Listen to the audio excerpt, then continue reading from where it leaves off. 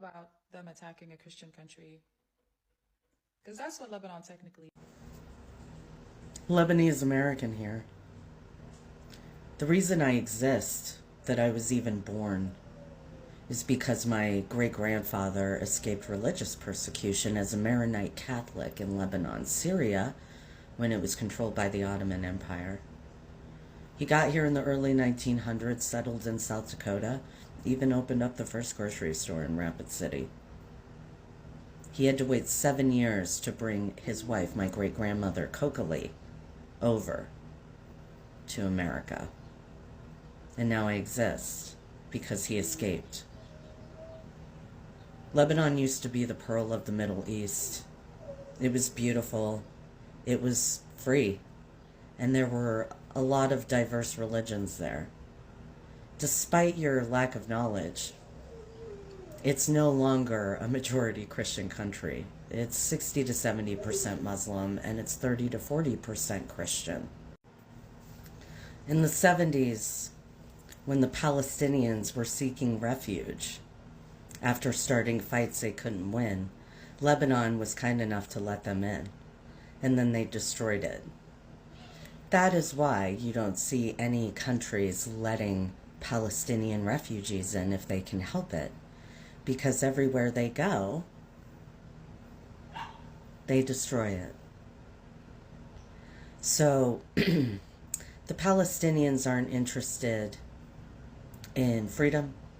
They're not interested in their country. They are only interested in killing Jews, which a lot of countries are. I was deployed in Bahrain during the war, and I worked with Bahrainians, and every morning the chief of the tower would bring in the newspaper and the front page, despite us being at war with Iraq and Saddam Hussein, who had thrown some bombs over at Bahrain during the first Gulf War.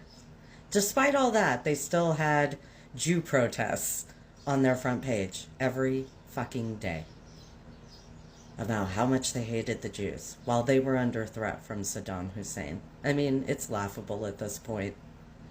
It's laughable that you can sit here and talk the way you do. Do you think that women over there can? Do you think they really have a voice? Oh, sure, if it's in solidarity with Hamas, sure, they'll put them on camera. You think they're allowed to just speak their mind? No, they aren't. And here you sit, acting like you know something, throwing around words that you've all made up with a situation that was caused and continues to be caused by the hate of Palestinians. There's no genocide happening except with Hamas killing its own people. Hezbollah is doing the same right now in Lebanon, putting their weapons caches in neighborhoods with families, children. But right, you're on the right side, right? No. You're an idiot. A useful one for them. But I can promise you that the moment they were able to take over, you would be a casualty of war. You would not be living free. You would not be supported.